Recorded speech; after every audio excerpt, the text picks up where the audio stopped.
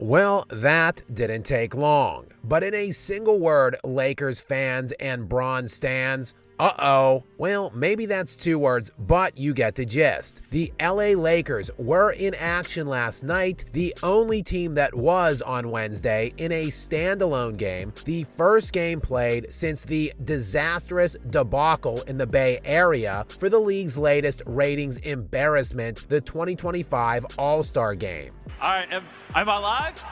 All right, how's it going, San Fran? How you guys doing? But speaking of a disaster and embarrassment, ladies and gentlemen, I give you the Lakers last night, who got the Charlotte Hornets in a home game in which they were favored by 13.5 points at tip-off. The Hornets came into the game losers of 9 of their last 10, by the way, and of course you know LeBron was in action in what was the Lakers' first game following the All-Star break, and of course he played in the last game prior to the break. That didn't stop old Bron though from pulling out of the All-Star game at the very last second due to some fake ankle injury. You won't see anything from me tonight. Unfortunately, I would not be in uniform tonight. Still dealing with ankle and foot discomfort, so I will not be playing tonight, unfortunately. I hate that, but he was feeling good after last night's game. I feel pretty good. Though he did indicate this will be a fake injury he will have to be managing all year as an excuse when anything doesn't go his way for the remainder of the season. JJ talked about it yesterday. It's going to be something that we got to manage for the rest of the season and going into the postseason. As for the Lakers, meanwhile, who mustered only 97 points against the hapless Hornets, and that was despite jacking up a season-high 51 three-point shots, but making only 15 of them, blew the game despite having an 11-point lead at halftime and a 12-point lead with under 4 minutes to go in the third quarter. The loss now is the second straight for LA to bookend the All-Star weekend, with those two losses coming at the hands of the 13-41 Utah Jazz and now the 14-39 Charlotte Hornets. But look, these kinds of growing pains are inevitable and natural when you alter the lineup with such a drastic move as the Lakers did. Plus, as Luka would highlight himself after the game, he is still pretty rusty, having played in only 3 games now since Christmas.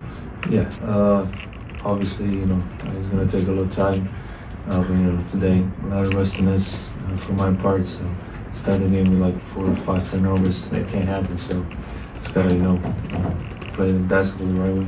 And of course, JJ would echo that sentiment that the group is still trying to get acclimated. Yeah, I think sometimes when the group is trying to get acclimated with each other, you can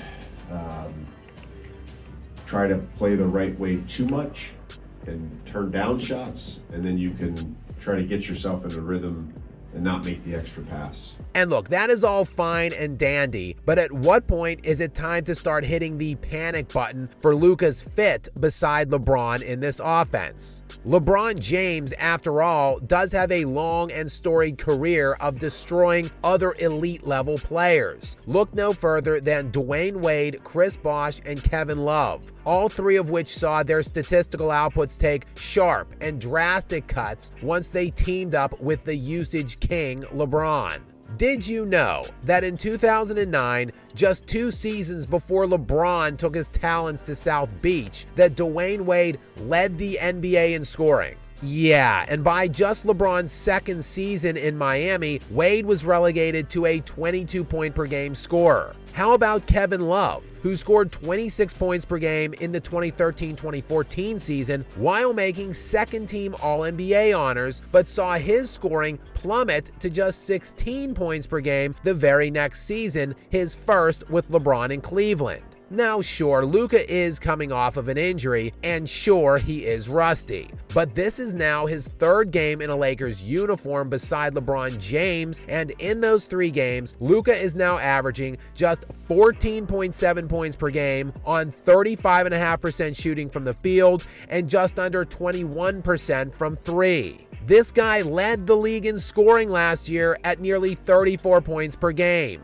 And before this trade this season, he was averaging 28. There were always going to predictably be defensive struggles for the Lakers after trading their best and one of the league's best defenders away in Anthony Davis to bring in Luka, who is not an elite defender, and by the way, was getting absolutely cooked last night, particularly in the late stages of that game. But offensively, this team was expected to thrive, not score 97 points against a 14-win Hornets team. But despite these last two putrid losses, JJ is just excited. I'm excited because this is a new problem to solve.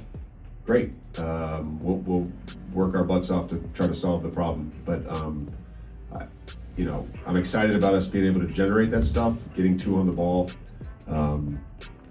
We'll just continue to reemphasize the type of shots we want. Now, say what you will about the fit, say what you will about the rust, but this was a 3-point game with 7 seconds remaining and the Lakers with the ball and the opportunity to tie the game. Yet it was LeBron taking the final shot. LeBron, who has proven to be one of the biggest chokers in NBA history, gets the final look. And that was while Luka, who has proven to be one of the biggest playoff risers in the league currently, with a vast history of clutch antics, has to inbound the ball to LeBron. But yes, that's what JJ drew up.